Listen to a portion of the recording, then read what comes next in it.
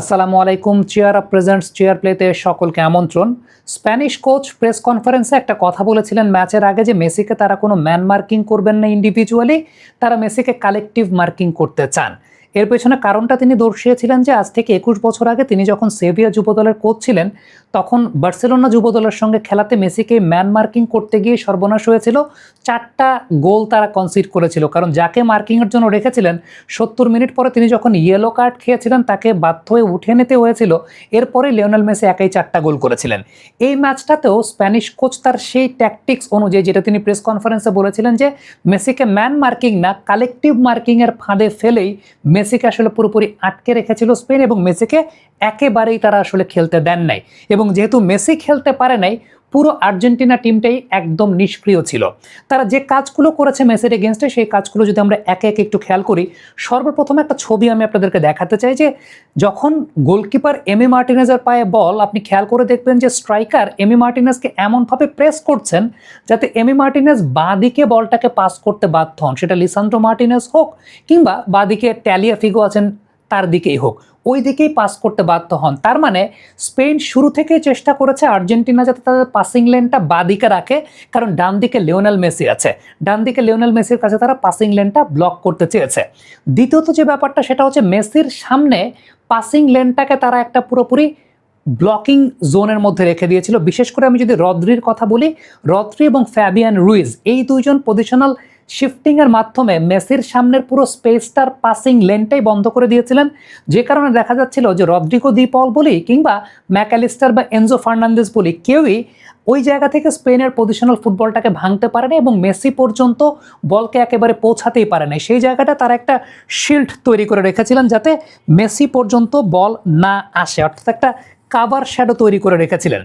দ্বিতীয়ত যে ব্যাপারটা সেটা হচ্ছে ফুটবলের পরিভাষা, সেটাকে বলা হয় আসলে শেয়ারিং দ্য লোড, অর্থাৎ লোডটাকে শেয়ার করা কিংবা জোনাল হ্যান্ডওভার, অর্থাৎ জোনাল মার্কিংয়ের মাধ্যমে আসলে লোডটাকে হ্যান্ডওভার করে দেওয়া। খেয়াল করে দেখবেন যে সময়টা আসলে মেসি একটু বাদিকে সরে যাচ্ছিলেন, ওই টাইমটাতে কুকুরিয়া আসলে তার সঙ্গে ছিলেন। কুকুরিয়া তাকে ওই জায়গাটাতে ডিস্টার্ব করার চেষ্টা করছিলেন বা তাকে ওইরকমভাবে নড়তেই দেন নাই। আবার যখন মেসি মাঝখানের দিকে চলে যাচ্ছেন, কুকুরিয়া সে দায়িত্বটা কিন্তু আলটিমেটলি হ্যান্ডওভার করছিলেন টুয়ার্ডস রদ্রি ওই জায়গাটা থেকে ইভেন কুবার্সিকেও দেখা যাচ্ছিল আলটিমেটলি লিওনেল মেসিকে পুরোপুরিভাবে কোনোভাবে ওই জায়গাটা মুভমেন্ট কিংবা তাকে কোনো প্রকার টার্ন করতে দেয় নাই। 3 নাম্বার যে পয়েন্টটা বলবো সেটা হচ্ছে লাপোর্তা এবং কুবার্সি খুবই ন্যারো স্পেসে অবস্থান করছিলেন, খুব ন্যারো স্পেসে অবস্থান করছিলেন। লিওনেল মেসি আসলে ওই জায়গা থেকে যেমনটা বলছিলাম যে টার্ন করার মতো সুযোগ পাচ্ছিলেন না, বা টার্নিংয়ের ওই জায়গাটাতে মানে ক্রাউডেড সেন্টার যেটাকে বলা হয়, যেরকম ক্রাউডেড সেন্টার করলে যেটা হয় যে স্পেসটা খুব ন্যারো হয়ে যায়, লিওনেল মেসি আসলে ওই স্পেসটা পাচ্ছিলেন না এবং তাকে টার্ন করার ওরকম সুযোগ দেওয়া হয়নি। মনে হচ্ছিল যে পুরোপুরি ব্যাক দিয়ে তাকে আসলে ওই জায়গাটা আটকে রাখা হয়েছে যাতে মেসি টার্নিং করতে না পারেন, বল পেলেও সেখানে টার্ন করতে না পারেন। সো এটা একটা মানে খুব গুরুত্বপূর্ণ জায়গা ছিল।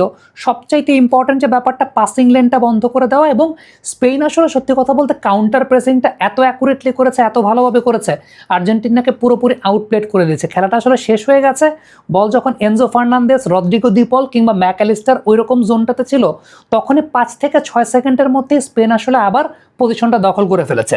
সো মিডফিল্ড থেকে একদম অফেন্স পর্যন্ত ওই লেনটাই পুরোপুরি স্পেন ব্লক করে দিয়েছিল, যে জায়গাটাতে আবারও বলবো রদ্রির একটা গুরুত্বপূর্ণ ভূমিকা ছিল। এবং ওই যে যেটা বলছিলাম যে Fabian Ruiz, Rodri, even Cubarsi, তারা সবাই মিলে ওই জায়গাটাতে এমনভাবে একটা জোন তৈরি করে রেখেছিলেন যেই জোনটা পুরোপুরি পাসিং লেনটা লিওনেল মেসির কাছে ব্লক করে দিয়েছিল। So full credit goes to Spain. তাদের কোচ যে কথাটা বলেছিলেন যে মেসিকে তারা কেউ ইন্ডিভিজুয়াল ম্যান মার্কিং করতে চান না, মেসিকে তারা কালেকটিভ মার্কিং করতে চান, এক্স্যাক্টলি সেম কাজটাই করেছেন। কালেকটিভ মার্কিংয়ে লিওনেল মেসিকে আসলে ওই জায়গাটায় একেবারেই খেলতে দেওয়া হয়নি। কমেন্ট বক্সে আপনাদের মন্তব্য মতামত জানতে চাই, লিখে পাঠাবেন।